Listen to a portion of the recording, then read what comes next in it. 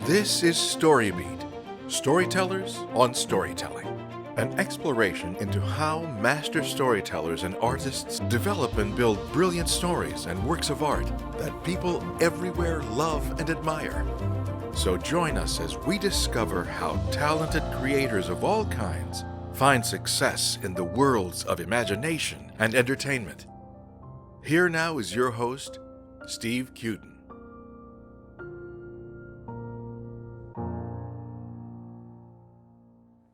Thanks for joining us on StoryBeat. We're coming to you from the Center for Media Innovation on the campus of Point Park University in the heart of downtown Pittsburgh, Pennsylvania. Today's show is just a little extra special. Back when I started this journey on StoryBeat, my very first guest was my dear friend, the extraordinarily gifted and prolific writer and artist, Wendy Pini, who co-created, writes, and draws the long-running fantasy graphic novel series Elfquest, which is widely acknowledged as the first American manga. Well, I'm thrilled to tell you this is StoryBeat's 100th episode, and I managed to wrangle Wendy into coming back on the show with me. But in addition, this time she's brought along her partner in crime, her husband, Richard. Wendy Pini's been drawing literally since the age of 2 and has worked for Marvel, DC, First Comics, Comico, Berkley, Tor Books, and many other publishers. Aside from writing and drawing 40 years of Elfquest, she's also written and painted 2 Beauty and the Beast graphic novels, as well as a critically acclaimed 400-page dark, futuristic reimagining of Edgar Allan Poe's Masque of the Red Death, which is also currently being developed with an award-winning writing team as a musical theater thriller. Richard Pini is the co-creator, sometimes writer, editor, and publisher of Elfquest. He's the author of the Eisner-nominated art book Line of Beauty, The Art of Wendy Pini, as well as co-author and editor of The Art of Elfquest and Elfquest, The Art of the Story. A graduate of MIT in astronomy, Richard is also a planetarium writer, lecturer, and teacher who has contributed articles to magazines on the wonders of the heavens. After 2018's year-long multi-city 40th anniversary celebration of Elfquest, Richard's sights are now set on facilitating the newest chapter in the long-running series. So for all those reasons, and many more, it is my great honor and a wonderful pleasure to have not one but 2 brilliant brains on StoryBeat today, the geniuses behind Elfquest and Warp Graphics, my friends Wendy and Richard Pini. Wendy, welcome back, and Richard, welcome to the show. Well, thank you for that wonderful introduction. It's great to be here. Well, you gave us a lot to live up to, kiddo. Well, you live up to it very well, trust me. Okay, so let's go back to a little bit of the beginning of your history, which is how did you two meet, and how did you turn that into both marriage and an amazing long run at so many graphic novels? Well, to answer the first part, we were both fans of comics when we were kids growing up. And we were both fans, particularly of Marvel Comics. And I was, in 1969, a freshman at MIT. Mm-hmm. Wendy was in her last year of high school in Los Angeles. So if you know those names, you know that they were a continent apart. Now, back in those days, the comics used to publish letters of comment, and they would include the writer's name and full mailing address. Those were much gentler, much more innocent times. Oh, yeah. In January of 1969, I was in my monastic little single room in the dormitory reading the latest issue number 5 of a new magazine called Silver Surfer, which was being done by Stan Lee and wonderful art by John Buscema. In the back of that issue was a letter by one Wendy Fletcher. And what struck me about this letter were 2 things. One, it was not your standard who's stronger, the Hulk, the Thing, or Thor kind of fan letter. It was very thoughtful and very compassionate. The second thing that struck me about it was that it was being written by a girl. And back in those days, I think in the world there were maybe 3 or 4 females reading comics. That so many? I was interested. I took a shot, and I wrote to the address in the letter column. I said, I really liked your letter. If you want to know any more about me, you're going to have to write back. So I was being manipulative even then. And to my great surprise, she did write back. She included a drawing of one of the Marvel characters, which blew me away. That led to a 4-year correspondence, and we decided in 1972 that cross-country, without the benefit of social media or instant messaging, was just too difficult to manage, so we got married. As to how we managed to parlay that into a successful business and personal relationship, almost 50 years after we got married, we're still working on that. So check back in another 50 years, 2072, and let's see how that goes. Well, I think it's safe to say we still do a lot by the seat of our pants. We still do a lot of improvising. Well, I think that's probably what keeps it fresh. Yeah. Mm-hmm. Well, you have to learn. You have to react to the stimuli as they come at you. And if you can react to them well and communicate well, you got a shot. You got a chance. Well, I give us pats on the back for evolving through the whole digital technological revolution of the 90s. That's for sure. And incorporating that into everything we do. I think I know people in the industry who are still balking at even trying to teach themselves Photoshop. And you really got to be digital savvy these days to be able to keep up with things. Well, okay, so you've been doing this for a while now, obviously, and you've worked very well as a team. You are true collaborators. What makes a good collaboration work? The first thing is listening. Yes. You have to be a good listener, and that means you have to set your ego aside. You have to set your own agenda and your own garbage aside, and just be open to what your partner is saying, even if it kind of conflicts with what you have in mind. Mm-hmm. When you realize that you both have good ideas and you both are capable of having maybe off-the-wall ideas that aren't so good, listening and communicating and not making it personal are very, very crucial traits to have. Many's the time when Wendy's come up with a story idea and I've come up with a story idea and I like mine and she likes hers, and we start out like not really wanting to let go of our babies, but the more we talk about it and the more we just hash it out and let it flow, the more we realize there's a third way, and it's probably better than either of the other two. That's right. So 1 + 1 = 5 sometimes, yeah? When sometimes. we're lucky, yeah. In the early years, I think one of our biggest problems was taking things personally. I think we had to mature and grow up with realizing that just because your partner doesn't think your idea is going to work doesn't reflect on you any. And we both had to learn that. And I think I resent that. Oh, do you now? And I resemble that remark. How long, Wendy, do you think it took before it settled into without that conflict issue? How was it a long time? Was it years? Oh, decades. Decades. We are still learning that one, although most of the rough edges are off. Well, I'm going to counter Richard here and say that I really think that at this stage of the game, we have become experts at listening to each other. It's one of the things I'm the proudest of. Is being a good listener. Yeah. Well, and I can second that. I've spent enough time around you a little bit that I know you're an excellent listener. You're not someone who steps on people when they're talking. And so that, and you both are contributing toward some kind of a goal that you have in mind. So that helps, I assume. Well, sure, because and I'll pass this on to Richard. We are both very concerned with the backbone of the story.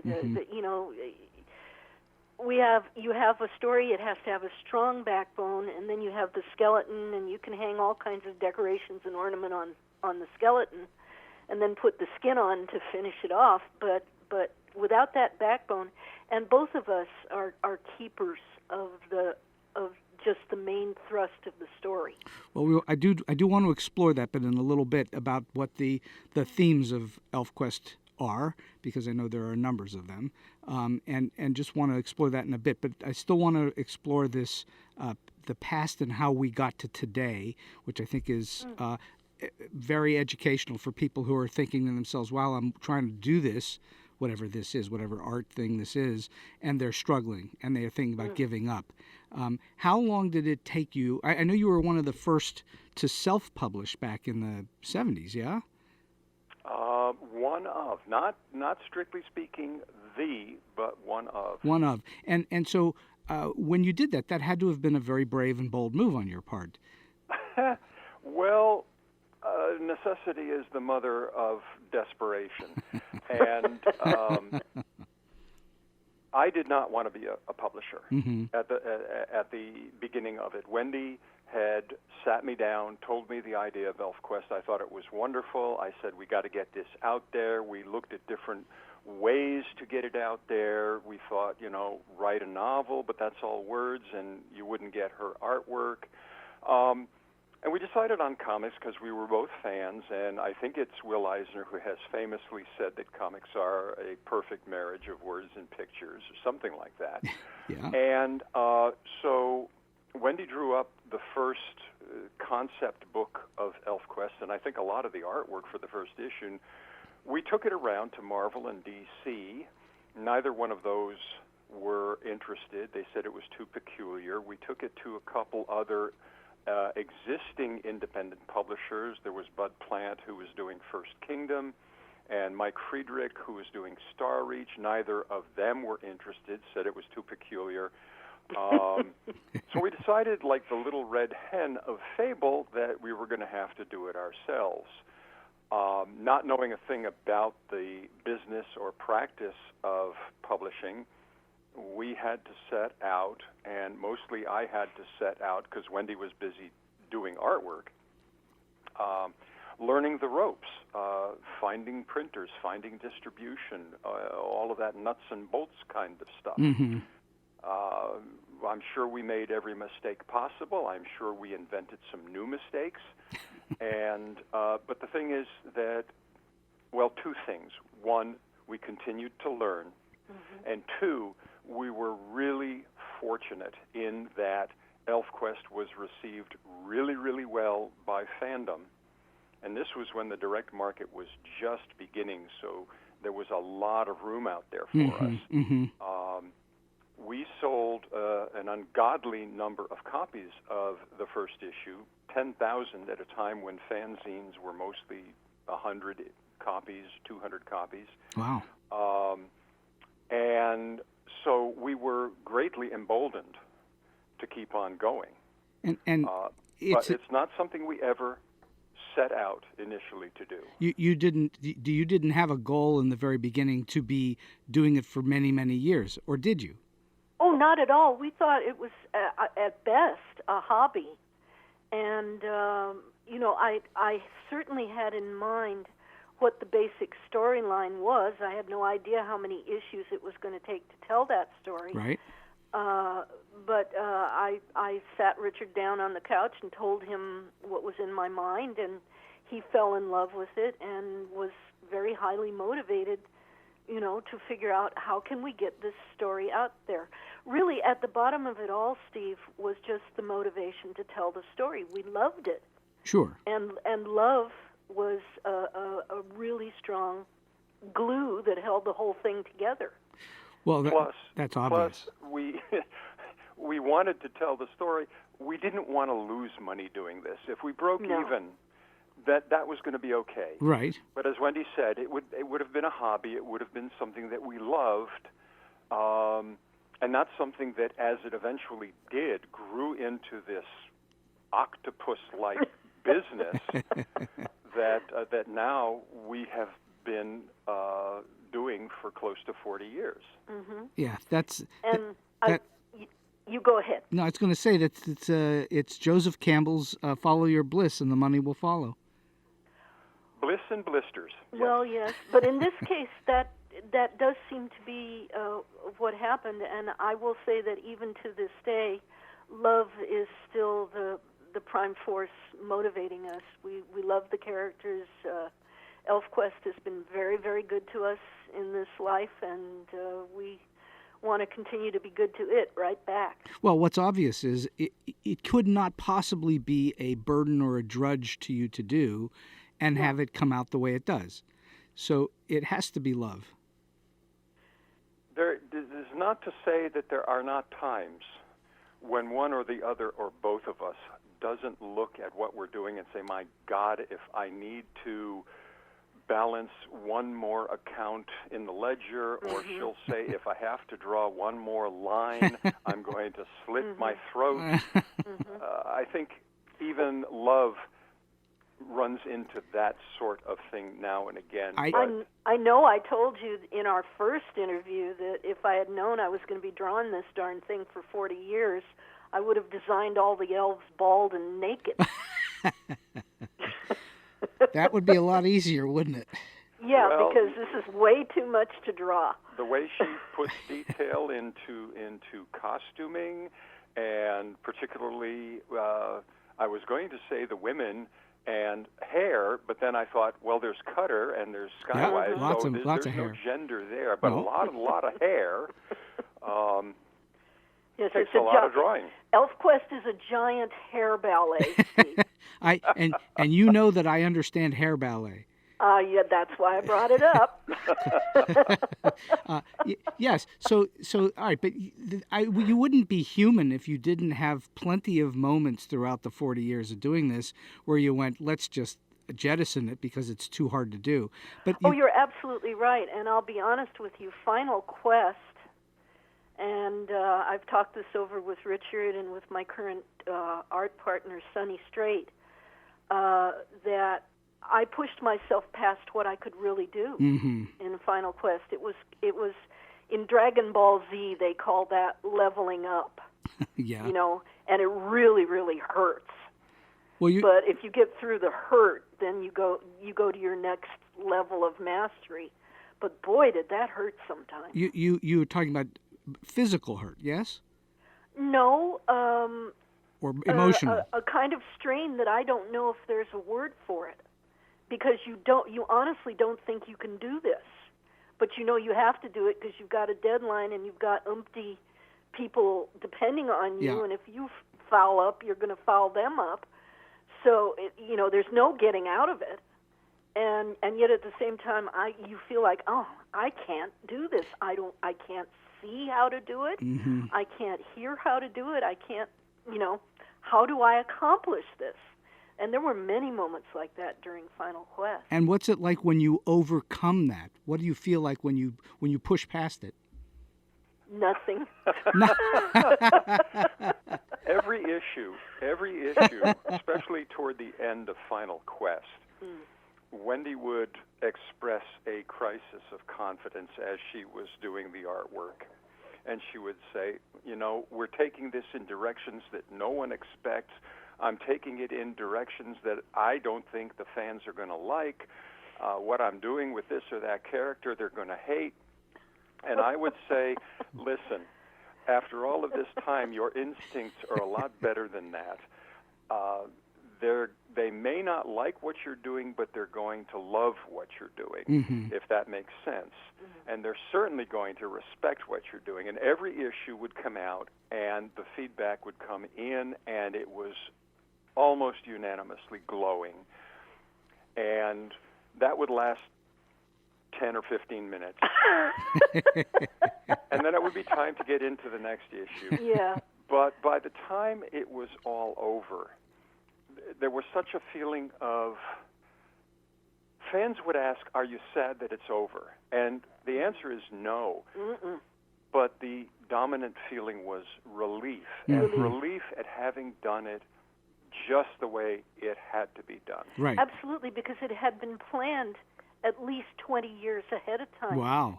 We kept the ending secret for 20 years, but we through telling the story, we kept planting clues as to how the story was going to end all through those 20 years, and just tying up every single loose end and dealing with every thread that we had set up, and just keeping track, herding all those kittens. Wow. It was all... That you had that for 20 years in mind. Mm-hmm. That's awesome. That's like that's huge. Well, imagine what it's like every time you go to a convention or you do a panel, and there's a room full of hundreds of fans, and they're asking all of these questions about the characters or the plot or this or that, and you know what's happening next year and 5 years from now and 10 years from now, and you can't say a word about it. It is the worst creative constipation you can imagine. Well, it's secret keeping, and secret keeping is challenging on almost any level. Yes. Well, it's kind of like, I'm sure they went through this in the development of the Avengers movie cycle, for example. They planned all of this towards Endgame years ahead, and they had to keep this extraordinarily hush-hush. Yeah, I mean, and that's true for pretty much any massive project that has a lot of focus on it, and yours would have focus on it. So over the years, I mean, when you first started and you became popular right away, there became a focus on it that was, I assume, from your perspective, unexpected. And you had to deal with that focus on your work for the first time that way. But over time, the focus has been there and grown. How do you deal with that focus now, that people have these expectations of you? How do you handle that? Well, I'm going to start, and Richard's going to finish. With Final Quest, a lot of the fans wondered, is this the end of Elfquest? Are you just going to stop ever making new stories? Richard and I knew that post-Final Quest, there were still questions to be answered. There were unresolved issues that some characters had that certainly had the makings for more stories. Mm-hmm. I knew that I personally did not want to draw another bi-monthly comic series again. I wanted to slowly eliminate deadlines for my life if I could, because I'd been meeting deadlines since I was 19 years old. Oh, yeah. And I've had enough. I understand. I get it. So that's why I co-partnered with Sonny Strait, who is now doing the... basically, I'm doing the layouts, and then he's doing the finishes on all the artwork. Right. So little by little, I'm disengaging myself from being responsible for all of that. And yet, and this goes back to your question about the focus on what we're doing now, and I'm going to turn that over to you, Richard.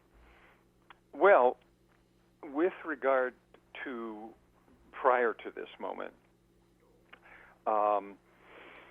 yes, we have always been aware that there's a lot of fan attention on Elfquest. Sure. And with some fans, it borders on the obsessive, especially with social media now, where you get immediate feedback. And we learn that as soon as a new issue comes out, and the fans buy it digitally from Dark Horse Comics, they get the digital comic book and then they blow it up to about 10,000 times magnification, looking for details in the background and looking for this and that, and the tiny little expressions on tiny little faces that Wendy is so good at sneaking in. That's the level of attention that they pay to it, and then they ask us questions about these little background that we consider throwaway bits, but they want to know all the details about it. So in cases such as that, we just say, guys, in essence, get a life. I mean, it's a background detail, and if there is some meaning, of course, we're not going to give it away ahead of time, because Wendy's sneaky like that. But Richard, don't you think our approach to the focus of the story has changed with this new storyline? Because now that the main hero's journey is done in Final Quest, he's saying no. Oh. That's not where I was going. Oh, okay. We can touch upon that, but our attitude developed especially over the course of doing Final Quest, that yes, there's all this stuff happening. You're not necessarily going to like everything that happens. You're going to certainly let us know your feelings about what's happening, but we've got this story to tell. It's the conclusion of a thing we've been working on for 40 years, and we are going to tell it our way. Sure. Whatever you think, whatever you say, whatever you criticize, whatever you love, whatever you don't like, praise and blame, it's all the same. We have a story to tell. Mm-hmm. Now we're working on the new story called Stargazer's Hunt. It's an extension, as Wendy said a few minutes ago, of some of those questions that remained unanswered at the end of Final Quest. But we also knew that this story had to be told years before Final Quest was ended. And we're approaching it the very, very same way. The first issue is not yet out. It's coming out in November. We have no idea what the feedback is going to be like. We hope that it is intriguing and that it is well-liked. But in some ways, this is even a more personal story than was the entirety of Elfquest in the beginning. Well, personal for you. Personal for me. I will confess it. And it has got to be told honestly. Fans have expressed their preferences for 40 years. We could have listened to them and gone in directions that they wanted, but we stuck to our creative guns. And I think that's why the wrap-up of Final Quest got the enthusiasm that it did. I'm of the opinion that fans of any artist, of any kind, that they want the artist to be true to the artist's self and not just placate whatever the fan wants. There may be a few out there that feel like, no, you're not doing it my way. But the thing that makes it yours, or what we want to see, is that it's yours, not somebody else's. I tend to agree with you, Steve. I think no matter how much they complain, they know when your voice is true, yeah. and they want your voice. Whatever you are known for as a writer, they want that particular sound. Well, there's no one on the face of the planet that knows it better than you. Even the most detailed fan doesn't know it the way you know it. You know? And mostly that's the vibe that we get from them. Every once in a while, there's a singular voice that goes, "You really disappointed me. I've been with you for 40 years. I'm not going to put up with this anymore. Bye-bye, farewell." And you have to go, have a good life. Have a good life. Yeah, but you're not in business to placate an individual. No. Well, not unless that individual has like $40 billion that they want to buy a stake in Warp Graphics. Do you know anyone? But, Steve, isn't this reflective of the major change that the surge of technology and the Internet in the 90s brought to the relationship between fans and creators? Oh, absolutely. You know, today's fans, the ones in their 20s and maybe up to their 30s, can't conceive of not being able to have access. Almost direct access. Of course. Well, think about what you said at the beginning of this conversation, which is that the two of you met by you posting in a comic book your address, and then a series of handwritten letters go back and forth. Today, if that same thing had happened, you would have already been Skyping with each other and seeing each other's faces immediately and all the rest of it. Totally different.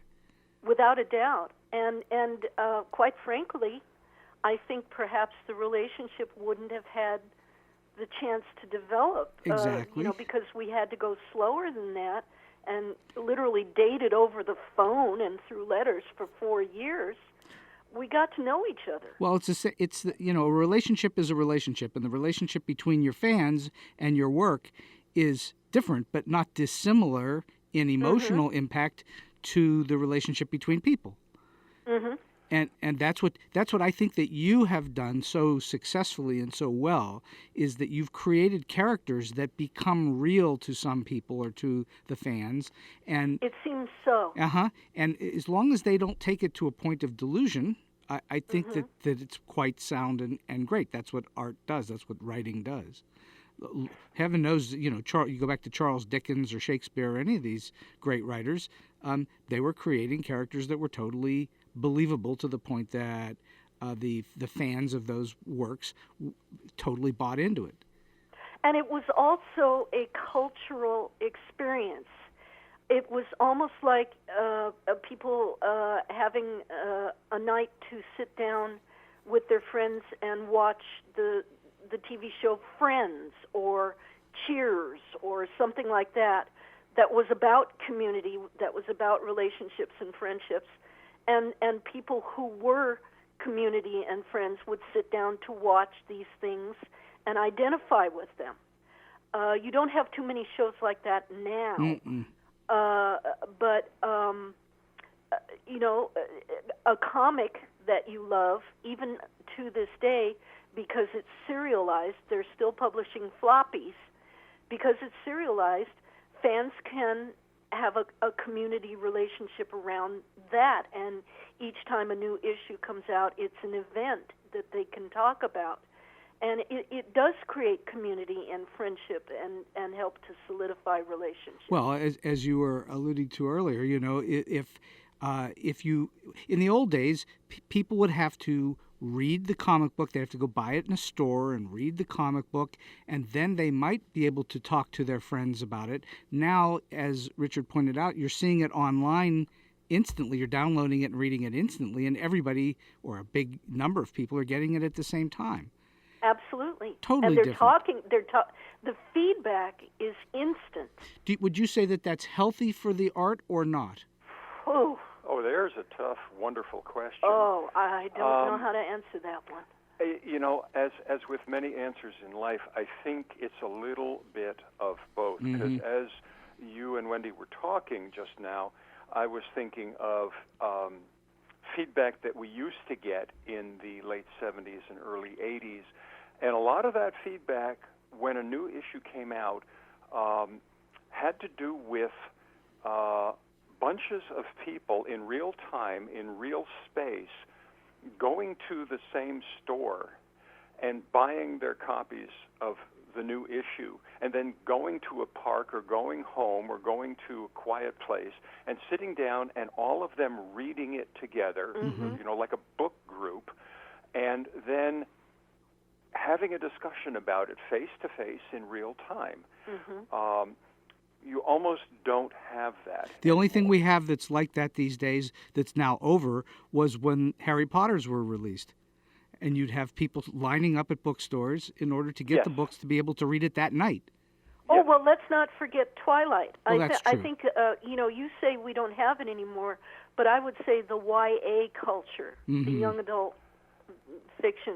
I think what we have is, I don't know how pale a shadow it is of those earlier days, because, yes, you go to a Barnes & Noble or you go to your town library, and if a new YA novel comes out, you will sometimes have the store or the library having a reading afternoon or a get-together afternoon where if you like this particular series, a bunch of you can get together. So we still have that.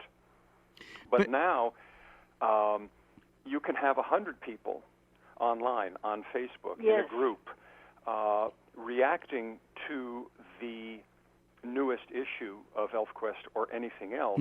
But what's missing is the face-to-face interaction. You have 100 people who may know each other, yet who are still strangers to each other, and if somebody's nose gets bent out of shape, they're going to spew it right there in the comment thread, and there's no filter. There's no filter for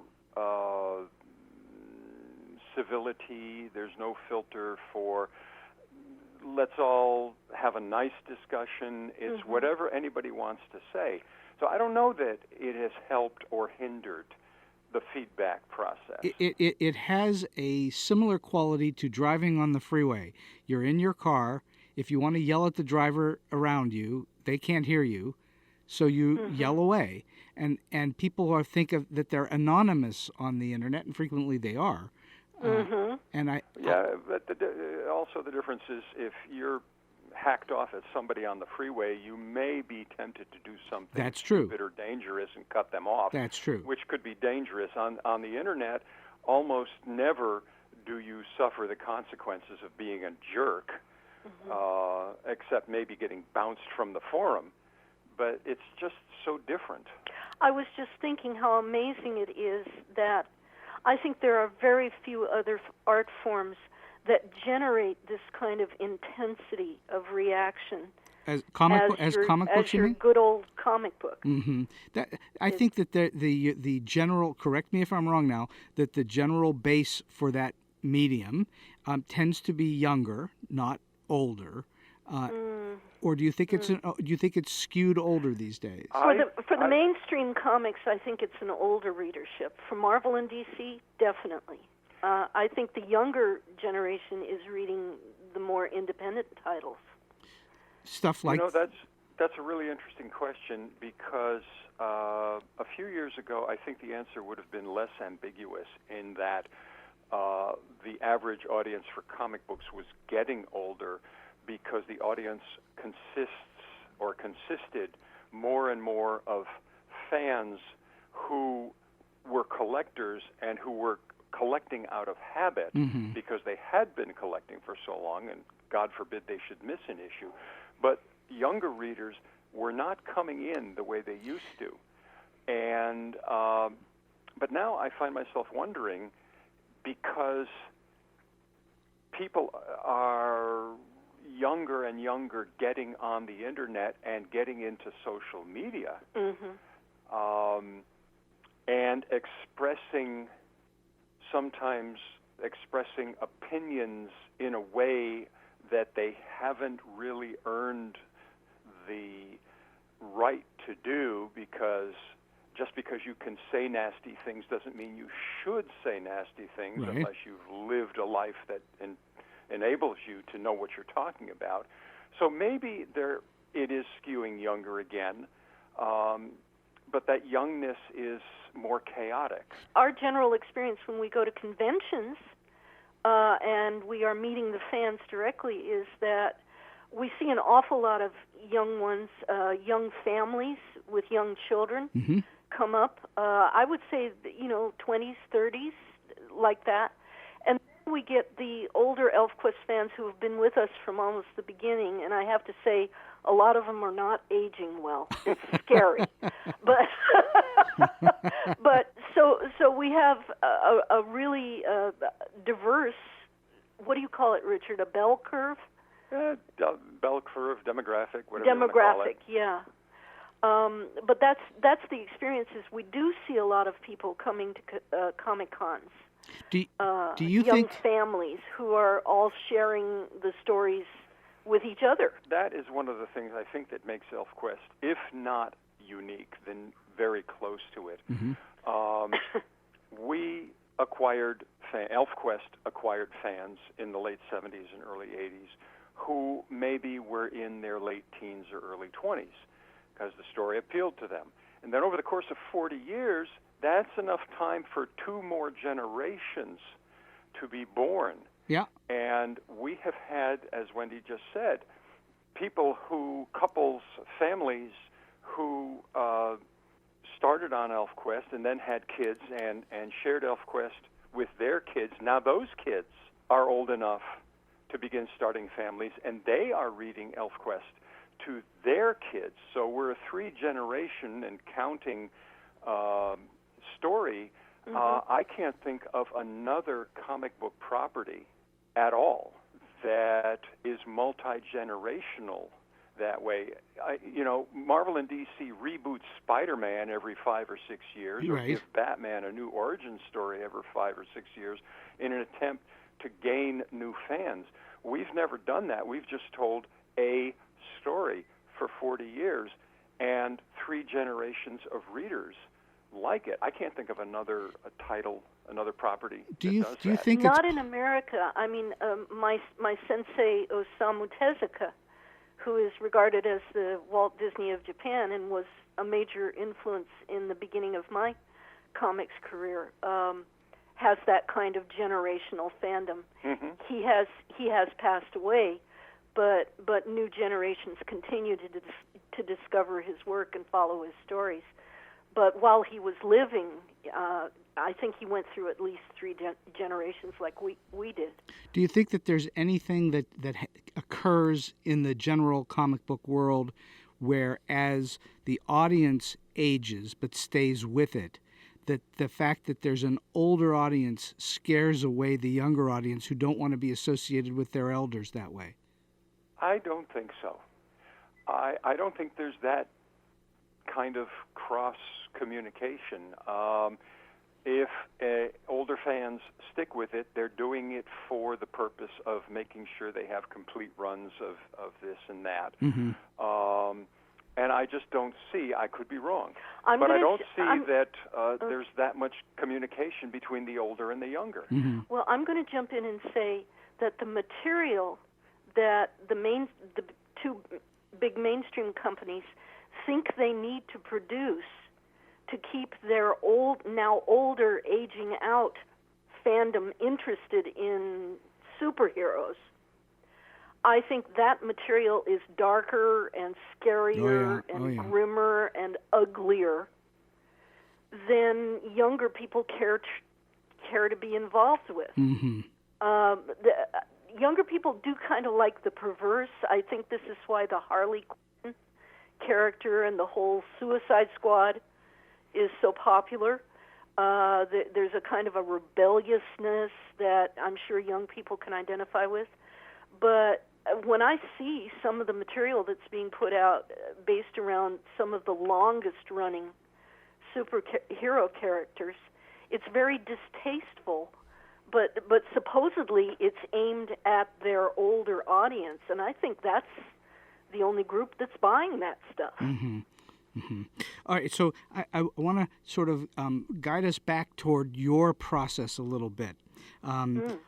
Clearly, you're prolific in what you do, even though I know you struggle at times. But you're constantly turning out material of some kind or another.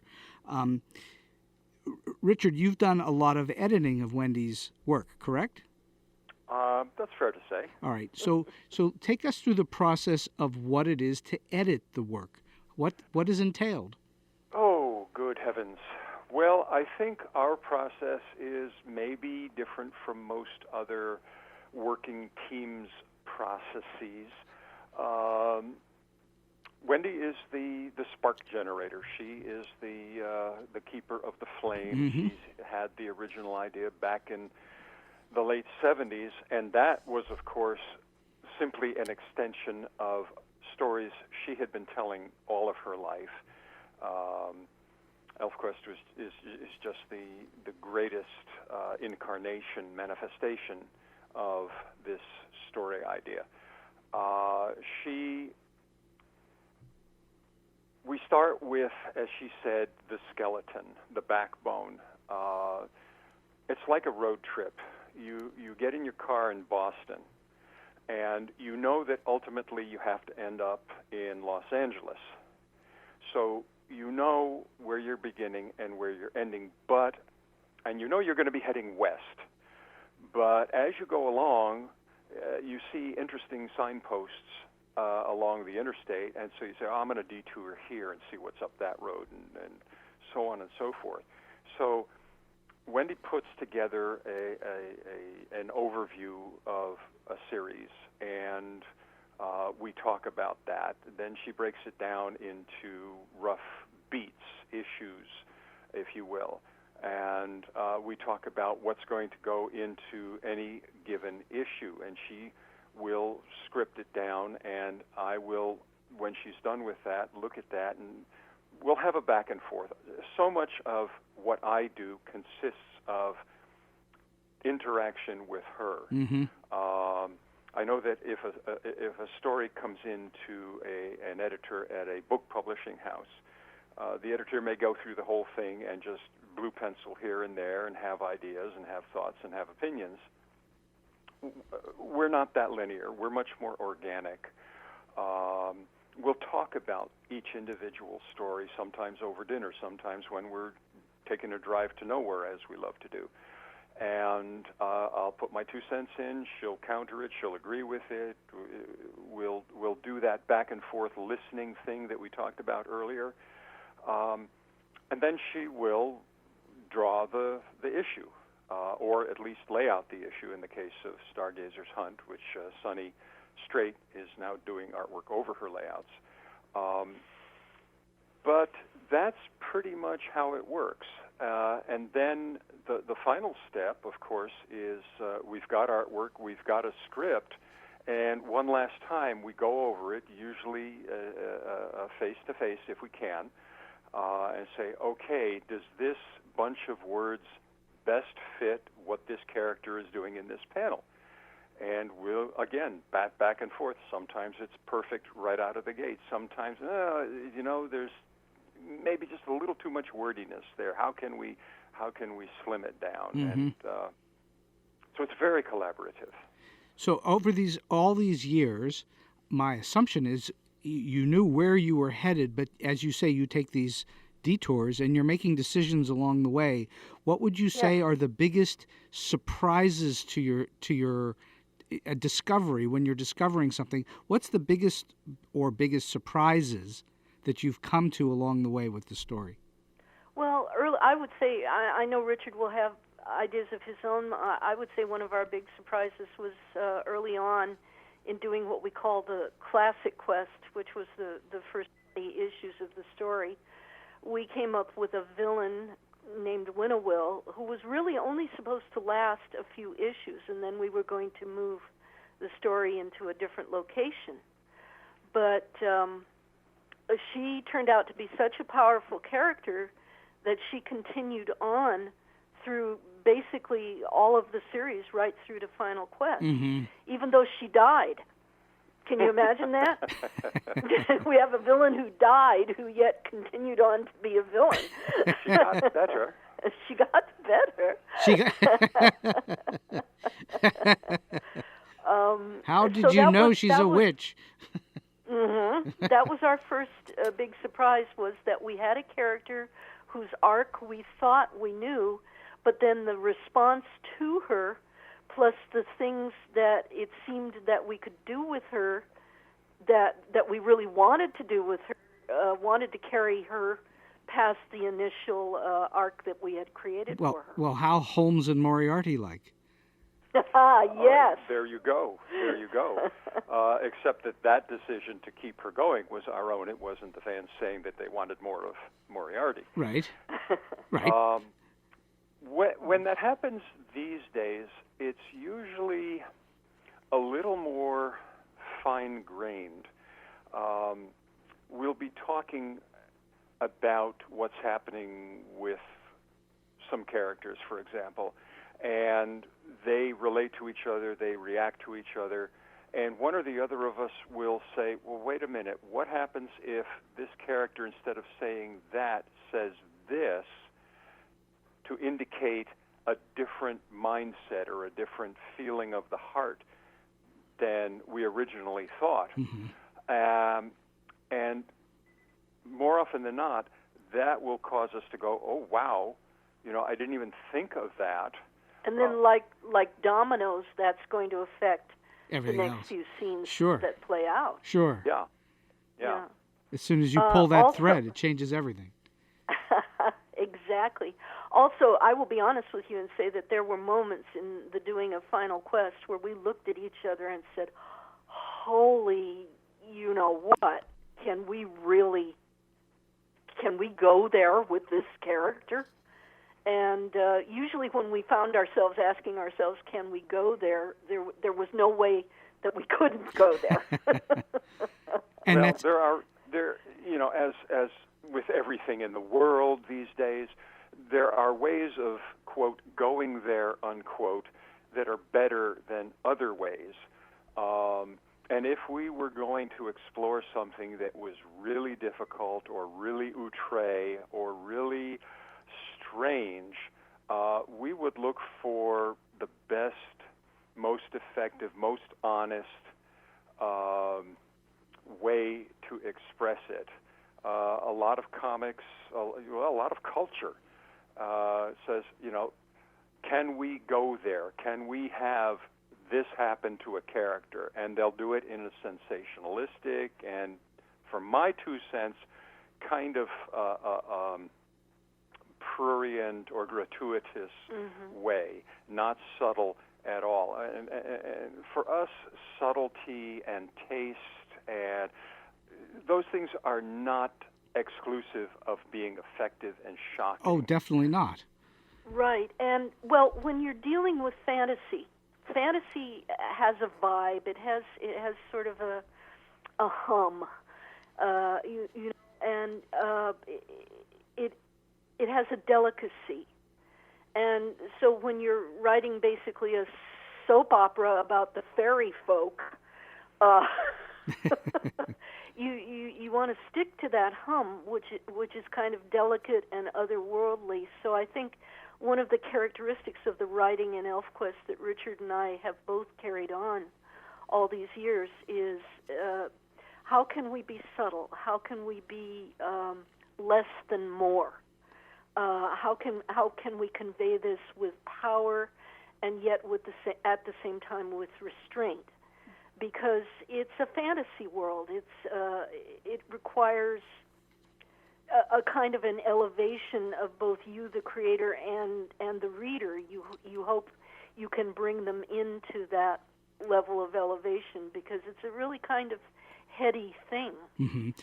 What would you say are the common themes that have been there from the beginning? Oh, heavens. Well, community, family, tribe, working together. I remember saying at the beginning of this interview that Elfquest is simply the latest, greatest manifestation of a story that Wendy has been telling all of her life. Right. It is no secret that Wendy was adopted, and I think anyone who's adopted, even from a very, very early age, knows that somehow they are different from the group of people with which they are living. Wendy felt this early on, and her early stories are all about groups of characters looking for home, looking for family, looking for tribe, looking for community. So that is certainly probably the overarching theme to Elfquest. Without a doubt. The elves are not do-gooders. They're not goody-goodies. They're not superheroes. They don't have a mission. There's no such thing as good and evil in the Elfquest universe. Right. Characters don't judge each other's actions and say, "Oh, you're evil, and I must defeat you," because that is the right thing to do. They don't have concepts like that. The main motivation is the conquest of ignorance through knowledge. If there's any main conflict at all, it's coming out of darkness into the light of knowledge. And so even our darkest characters, the ones that would be deemed villains, have multi-layered sides to them. We never went into duality of good and evil in Elfquest. So if it were going to be summed up in a saying, the elves' philosophy is, let's just all treat each other as well as we can. I've said many times on this show, but it's perfectly applicable here. The great Leo Tolstoy has famously said, the greatest stories from good versus good. Ooh. Wow. That's because the villain is always the hero of his own story. Well, that's right. And how powerful is conflict when the audience is pulling for both sides? That's very powerful. Well, Richard, what's our favorite saying about the best villains are the ones that want the same thing the hero does? Absolutely. Yes. Absolutely. Yeah. And that way you also involve the audience so much more, because nobody sees themselves as one-dimensional. So the reader is going to say, oh, I like this, but I like that too. Oh, my God, what am I going to do? And you hook the reader. Exactly. Yeah, it creates suspense. Oh, the audience is beside themselves because they don't know who to root for, and Literally. You're so right. and isn't it fun? And that is fun. I mean, think of your Dr. Jekyll and Mr. Hyde. Exactly. I mean, who do you root for, Jekyll or Hyde? Exactly. They both have their points of view, shall we say? It's one of those rare. Jekyll and Hyde's one of those rare characters who is both protagonist and antagonist in one. Yes. Yes. That's not all that common.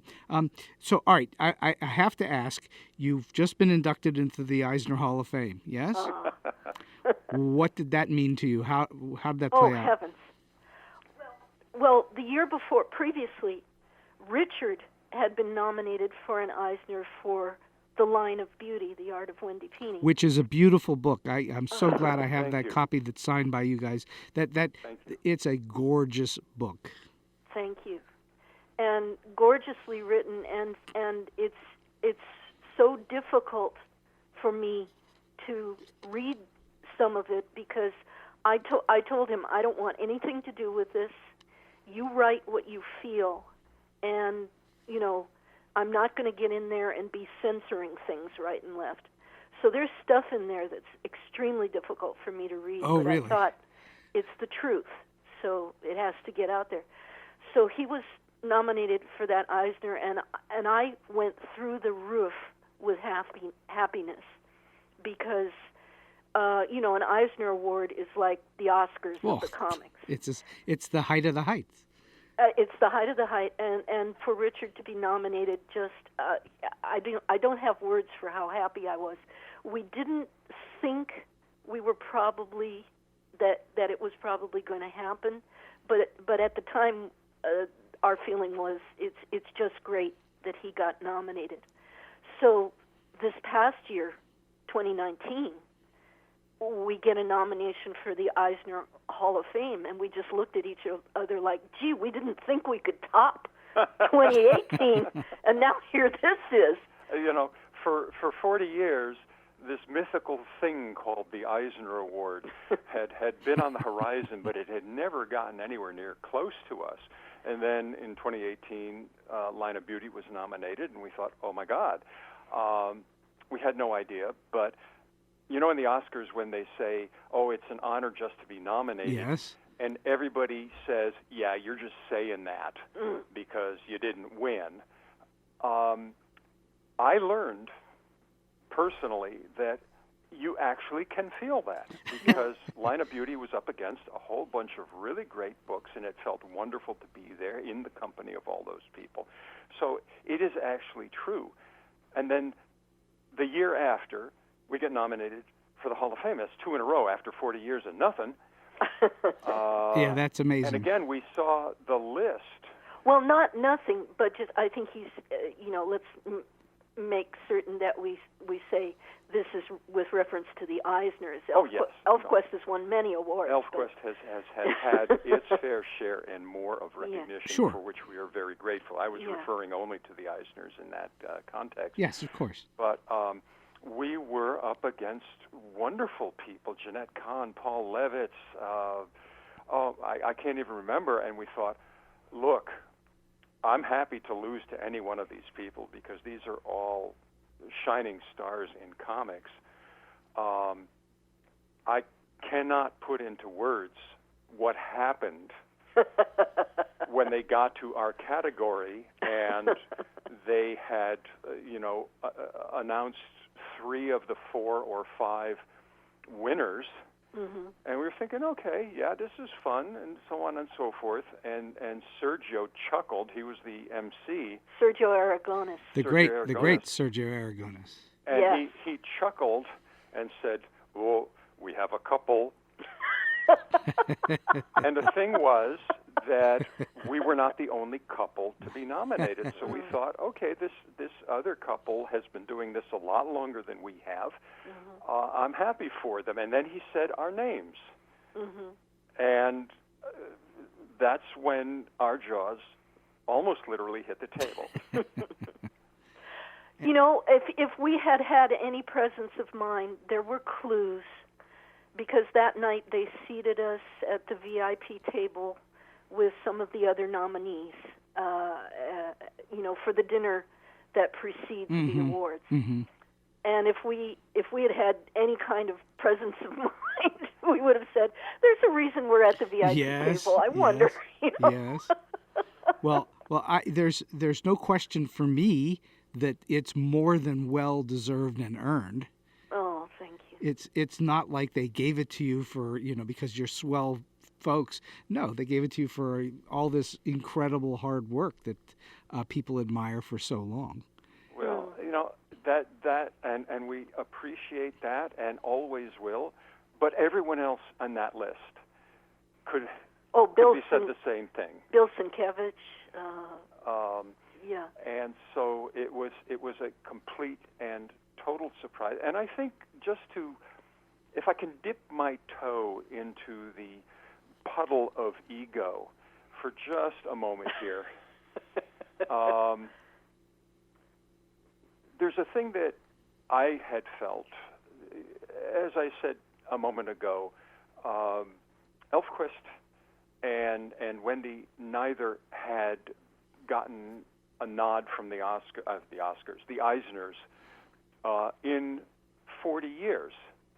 And I always thought both deserved a lot more than that. But, you know, it is what it is. Awards are what they are.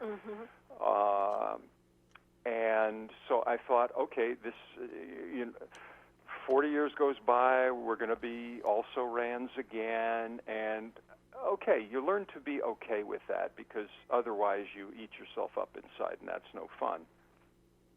So when it happened, it was doubly kind of shocking, because what's her name on the soap opera who was nominated? Oh, Susan Lucci.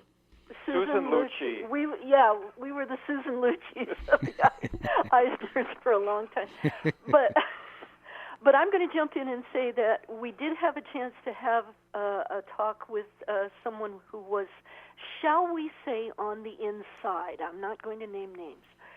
And this was afterward. Oh no, I'm talking before, babe. Really? Yeah. This person informed us that one of the reasons it was difficult to nail down what to give Elfquest a nomination for goes back to what we told you maybe 30 minutes ago about the format of Elfquest, which is it's not constantly rebooted. It's just one big, long, honkin' story that's been going on for 40 years. Right, exactly. So judges would have a hard time picking any section of the Elfquest storyline to single out. And we were informed that that's been one of the problems all along, is that there are no sections of Elfquest that they could really single out, because it's such a continuing story. Right. So, I had forgotten that. That is correct. That and would that that made would be me true. feel better. I don't know about you, Richard, but well, that would be terribly I'm on true. this side of the Hall of Fame win. I don't care about the previous 39 years. But I'm thinking how relieved they must have been by Line of Beauty, because they were like, "Oh, here's a single book we can finally." I'm with Richard. Any win is a good win. Yes. Absolutely. Yeah. So, all right. So we've been talking, believe it or not, for over an hour. It's been great. Yeah, and so we're going to head toward the finish line here. I know you've been doing this a while, and you've met and dealt with lots of characters in the industry, and you've had lots of experiences with all sorts of different people. Can you share with us an oddball or weird or quirky or an offbeat or just a plain funny story or more that's happened? Well, I'm ready to share two stories about my two senseis. Great. I have a story about Jack Kirby and a story about Osamu Tezuka. Ooh, very good. So I'm going to start with Jack Kirby.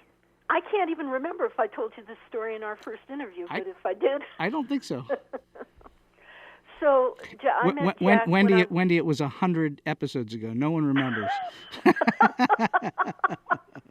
All right. I met Jack when I was 19 years old, and I had a portfolio full of artwork that was more in the fine art category because I had been a science fiction illustrator. So let me stop you. Let me stop you for those who believe it or not may not know. Tell the world who Jack Kirby was.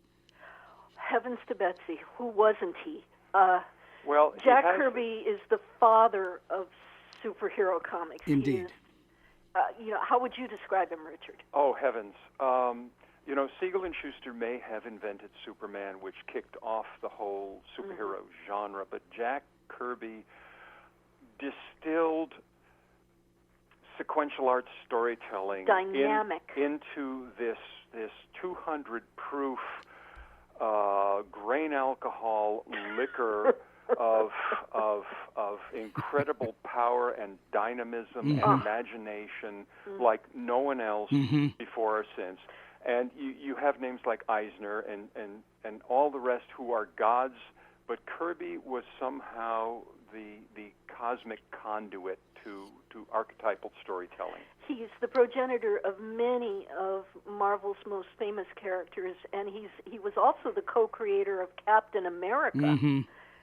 So the Jack is like a god. A god, absolutely. In the comics industry in America. Okay, now tell your story. Now, I met him when I was 19. He was my hero. I brought my portfolio. I visited him in his own home, in his own studio, and he went through my portfolio, and he looked at me, and he said, comics is not for you. It's not a proper career for a young lady. Anyway, if I ever catch you working in comics, I'm going to give you a spanking. So flash forward about 10, 15 years later, and we are all sharing a table, Jack, Richard, and I, at a convention, I think it was in Houston. And Jack, if nothing else, was a very concentrating person. He had such focus that he could tune out everything else that was going on around him. So he had his line of fans, and they were lining up to get things signed and get a sketch and this and that. Now, someone had brought me a bouquet of carnations. So while Jack was signing, and I could see he was in heavy concentration mode, I plucked a carnation, and I very surreptitiously stuck it behind his ear while he was busy. So he had this carnation in his ear. And I think it was pink. And the fans that were coming up were giggling and chuckling and snarfing. And he kept looking up, wondering what was so funny here. And then finally one of them had mercy on him and said, Jack, and they pointed to his ear, and he felt, and he yanked the carnation, and he turned around and he looked at me and he said, "I'm going to kill you." Well, but he didn't spank you. He wanted to kill you, right? He certainly did not appreciate having a carnation behind his ear. That's amazing that he didn't feel it. You would think he'd feel it. No, this is what I mean. When Jack was concentrating, the rest of the world disappeared. So I took advantage of that, and it was pretty evil. But by the way, I never did get the spank. Even though he threatened to kill me, I never did get my spank. Oh, man. So that's my Jack Kirby story. Okay. My Tezuka story is, well, I don't know how I met him without fainting. And tell us about him, too. Tell us about who he is, too. Just as Jack Kirby is the god of comics in America, Osamu Tezuka is a sensei considered the god of comics in Japan. Right. He is Japan's Walt Disney. He's right. the creator of Astro Boy, Kimba the White Lion, The Phoenix, very, very famous manga. He was the progenitor of all manga that came after him. Right. He was like the first. So I discovered his work through an anime, one of the first animes that ever came to America, called Alexander the Great. And I was 10 years old. And I read the credits of this film, the English credits. I saw his name as one of the directors. And I just kind of latched on to this, that, Osamu Tezuka, and I found more of his work as I was introduced to manga. And his work was just a tremendous influence on my cartooning and drawing style. So, Richard, was it 1980 or 81? I'm going to say 80. Oh, now you got me. I think it was 80. Okay, it was either 80 or 81. San Diego Comic-Con brought Tezuka over as a special guest. And Richard and I were able to meet him, and I just melted into a puddle of goo. But I guess he kind of liked us, because we were invited to go along to a feast that he threw at the New Otani Hotel in Little Tokyo. Right. At that incredibly fancy restaurant up at the top there. And I was seated right next to my sensei. I couldn't believe it. It was like, something out of a dream. Mm-hmm. And he wanted me to try. It was a sushi feast. The table was top to bottom sushi. And a lot of it, Richard and I had never experienced before, and he wanted me to try uni. You know what uni is? I do not know what uni is. Raw sea urchin. Oh, okay. I think it's actually sea urchin. Some kind of effluvium from a sea urchin. It's yellow. It's disgusting. It looks like the inside of a caterpillar after you went over it with a lawnmower. I mean, it's just that disgusting. So he wanted me to try this, and all right. I took a bite. It was literally the most disgusting thing I've ever eaten in my life. But I took a bite, and I turned to him and I said, "Sensei, only for you." But that, as I recall, was our introduction to sushi. Not our introduction to sushi. Really? We had it before, but never on this scale. This was a banquet. Oh, okay. So that is my two senseis. I had these marvelous interactions with that I'll remember for the rest of my life. I'm just delighted to find out that you did not put uni on Jack Kirby's ear. I think he would have felt that. Yeah, that I think he would have killed me for. I have a story that's not nearly so humorous, but it's illustrative in a different way. Yeah. And it also was a great learning experience for us. In 1993, it was Elfquest's 15th anniversary, and we were in the midst of an anniversary tour. I think over the course of the year we did 30 or 40 different cities. And we were in Denver, and we had known Chuck Rosansky, the owner of Mile High Comics, for a long time. He was very supportive of us in the early days. And he had 4 locations, 4 stores in the Denver area. And he brought us there, and we were doing a signing at each of the 4 stores on 3 or 4 different days. So we went to the first date, and we were there, and a bunch of people came and brought tons of books for us to sign, and that was wonderful. We went to the second. Now, none of these places was more than, I would say, a half an hour away from any of the others. So we were a little concerned that we might have too much overlap, but what the heck. So we went to the second store, and there were a bunch of people there, and we noticed that there was a quiet young man who had been at the first signing, who was at the second signing. And we remembered that he had brought a pile of 20 or 30 books to be signed, and we signed them, and it was fine. But there he was again with another pile of books, and he seemed withdrawn, and he was very quiet. He didn't say a word to us. He just kind of came up to the table and put the books down. So, all right, whatever. The next day, we went to the third location, and there he was again. And he had a pile of books. Hmm. And, once is happenstance, twice is coincidence, and 3 times is enemy action. Yes, enemy At action. least that's how the saying goes. So we saw him, noticed him again, and this time we were a little disturbed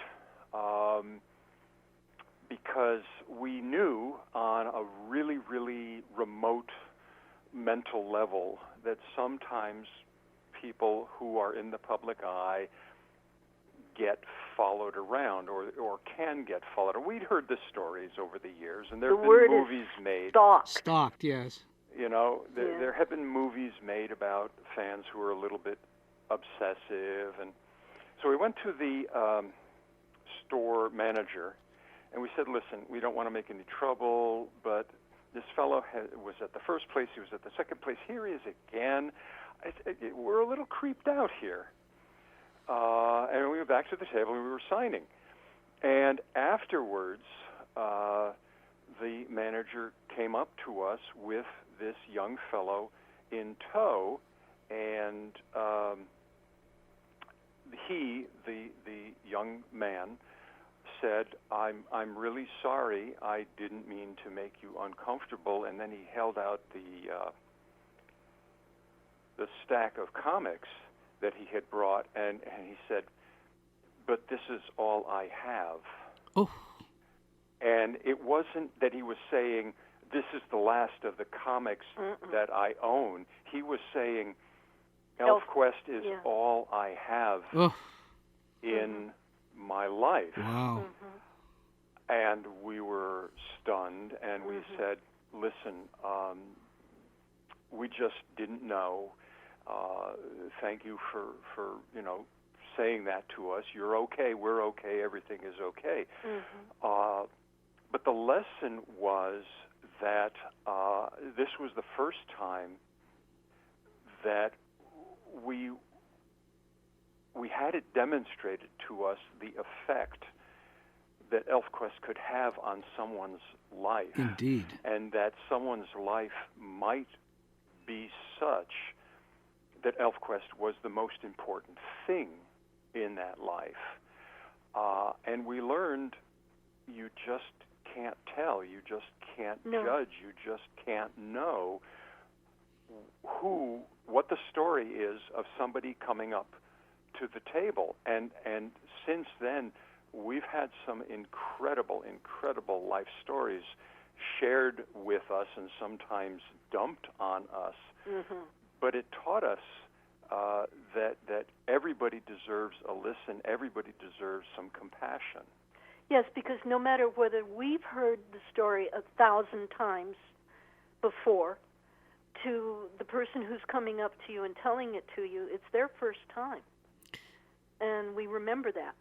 And this may be the only chance they ever get to express what they want to express to the people who have created that thing which they have reacted so strongly to and maybe even love. Well, it's powerful beyond words.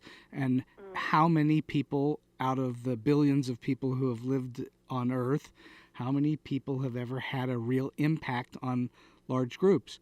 And you're among them. So that's powerful. I mean, I have a little bit of the same thing. So yes. Well, you've experienced that yourself. A little bit. You have Jeckies, my dear. A little bit. The Jeckies are out there, and I've not had anything quite like what you just described. Well, not to be flippant about it, but Stan Lee, all those many, many years ago, when he put these words into Peter Parker's mouth, he had it right on the nail. Yeah.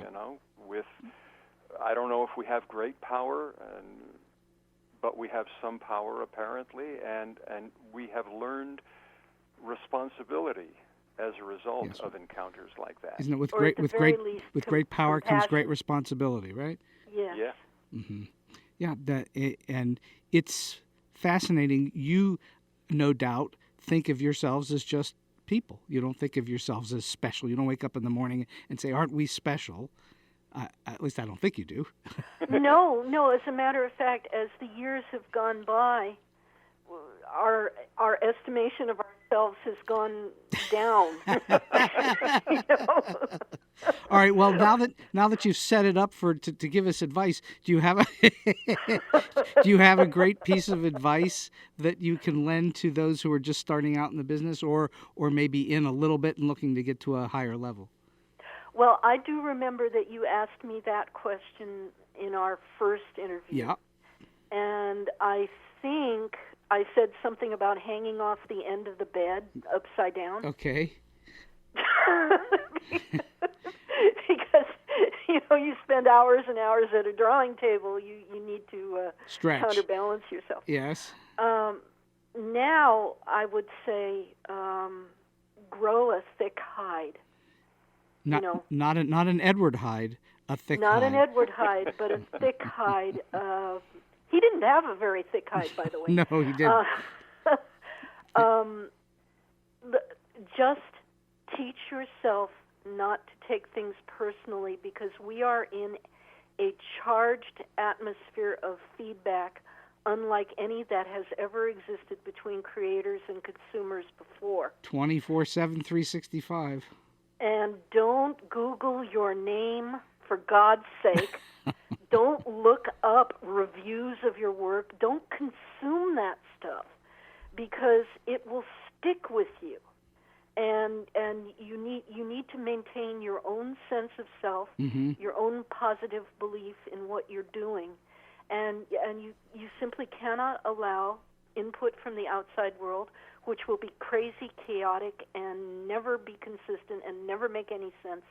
Don't let that get to you. Don't expose yourself to it. Mm-hmm. Because you can read 100 good reviews, and then you'll read one negative review, mm-hmm. and that one negative review will outweigh and obliterate all the 100 that came before it. That is so true.